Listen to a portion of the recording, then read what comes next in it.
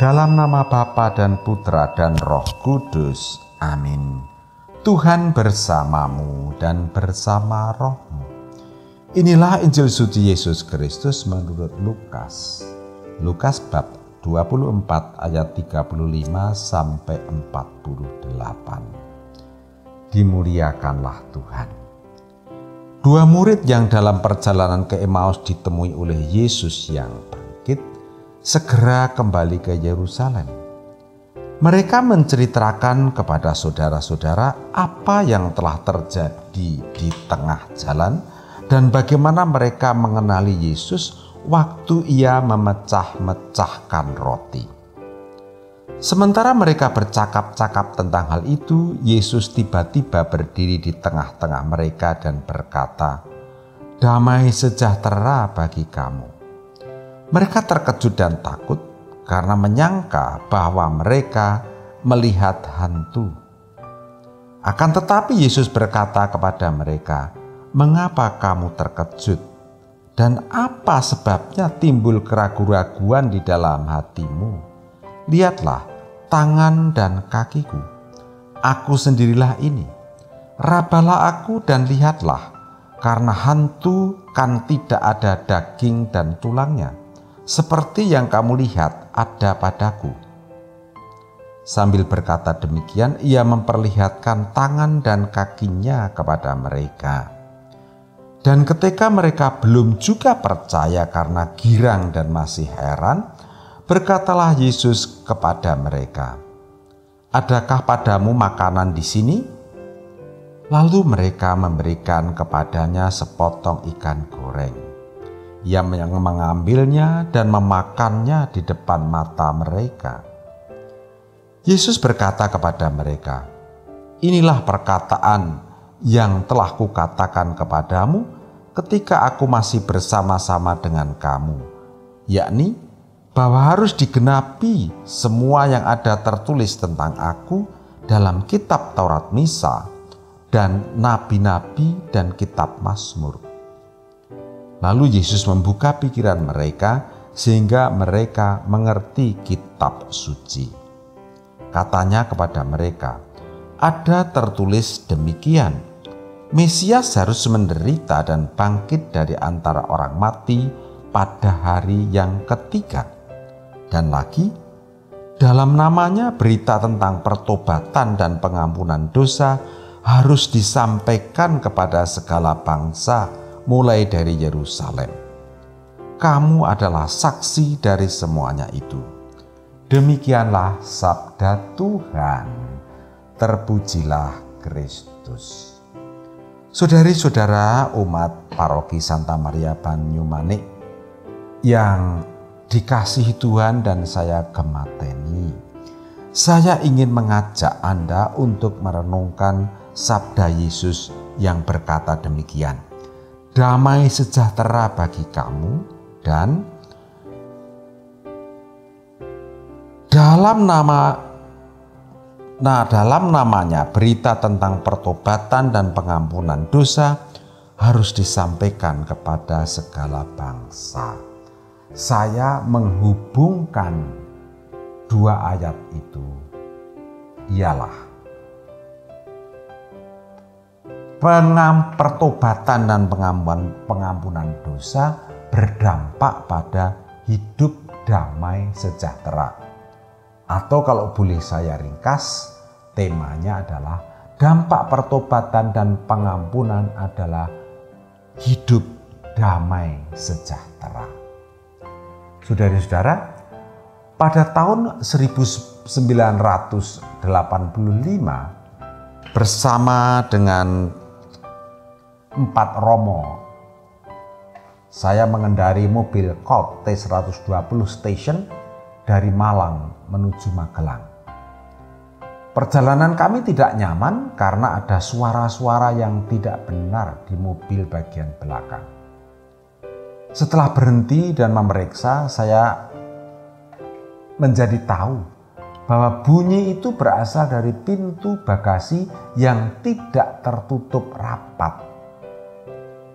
Sayangnya, bagasi itu tidak bisa dibetulkan karena isi bagasi terlalu penuh. Maka yang bisa kami buat hanyalah mengurangi suara berisik itu dengan tali seadanya. Saudari-saudara yang dikasihi Tuhan, banyak di antara kita hidupnya tidak damai dan sejahtera karena ada suara berisik di belakang, yaitu kesalahan dan dosa pada masa lampau. Untunglah bahwa Yesus datang mewartakan pertobatan dan pengampunan dosa seperti yang kita dengar dalam bacaan Injil hari ini.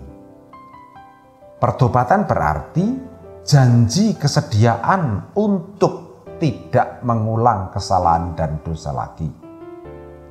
Pengampunan berarti memutus dampak dari kesalahan dan dosa tersebut.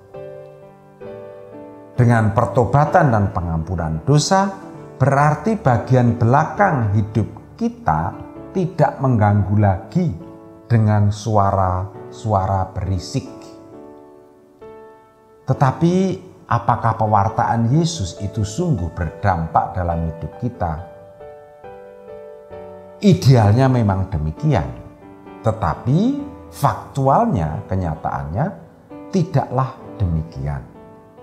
Bahwa banyak dari kita hidupnya tidak damai sejahtera karena diganggu oleh masa lampau yang pahit, misalnya kegagalan usaha sehingga tidak mampu move on, dan maju bangkit tidak mampu, atau pernah mendapatkan malu di depan umum sehingga mengalami demam panggung. Mungkin juga pernah merasa disakiti oleh orang lain dan gagal mengampuni orang itu, sehingga kesalahan dan dosa orang itu tetap saja mengganggu ketika diingat-ingat lagi, bahkan tidak diingat saja tetap mengganggu. Atau pernah tidak lulus gara-gara membuat kekeliruan dalam perkalian, penjumlahan, pangkat-pangkat, dan akar-akar angka. Atau mungkin pernah melakukan perselingkuhan sehingga keluarganya menjadi berantakan, dan pengalaman-pengalaman pahit masa lalu yang Anda punyai. Banyak orang tetap menyimpannya, tetapi tidak mau melakukan pertobatan dan pengakuan dosa. Masa lampau itu dibiarkan berisik, bahkan sampai pura-pura tidak dengar. Padahal di tempat lain Yesus bersabda, biarlah orang mati menguburkan orang mati. Artinya, biarlah masa lalu itu tetap berlalu, jangan mengganggu, jangan lagi berisik untuk masa sekarang dan masa depan. Tutup rapatlah pengalaman masa lalu dengan pertobatan dan pengampunan dosa. Payahnya, kalau saya sudah menutup tetapi orang lain, mungkin juga pasangan hidup, sengaja entah tidak sengaja sering mengungkit-ungkit, mengolok-olok kesalahan dan dosa masa lampau, sehingga hidupnya tidak damai sejahtera bagi dirinya sendiri, bagi pasangan, dan bahkan keluarganya. Maka dari itu saudara-saudara, pertobatan dan pengampunan dosa itu berlaku untuk diri sendiri dan orang lain. Dijamin hidup Anda akan tenteram dan bahagia. Gereja Katolik menyediakan sakramen pengampunan dosa. Maksudnya supaya dampak jelek masa lampau itu tertutup, tidak berisik mengganggu hidup sekarang.